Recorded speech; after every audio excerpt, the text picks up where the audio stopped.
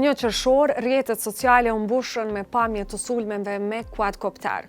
Dron që shërbimi i sigurisë i Ukrainës përdori për të goditur baza ajrore ruse, duke shkatruar shumë aeroplan bombardues me rreze të gjatë veprimi. Tymi madhu pa duke u ngritur mbi bazën ajrore Belaja në rajonin e Irkutskut. Ky sulm duhet të jetë një zgjidhje zgjimi për ushtrit në të gjithë botën, tha ekspertja amerikane Stacey Pettyjohn. Ajo shtoi se dronët e vegjël mund të lëshohen, të qarkullojnë dhe të godasin disa shënjestra në baza të mëdha, ndryshe nga ata me rreze të gjatë.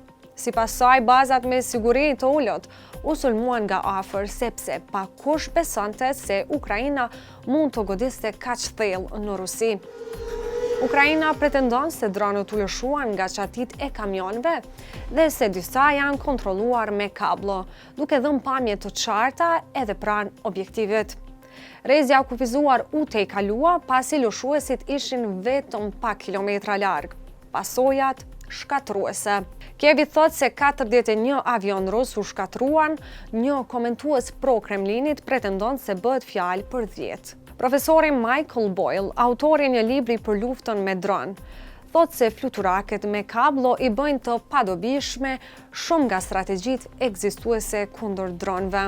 Sistemet e radareve nuk diktuan dronët që fluturuan ulët. Në video dëgjohet vetëm zhurma e mjeteve të vogla. Koloneli Markus Reisner nga Akademia Ushtarake Tereziane në Austri thot se kjo është shija e luftës së të ardhmes. Sipas analistes Natalia Shavshukova, sulmi i 1 qershorit e ka forcuar pozicionin e Ukrainës në bisedimet për paqe me Rusin. Ukraina tregoi se mund të godas thellë në territorin e Rusisë me mjete të thjeshta, por me efekte të mëdha.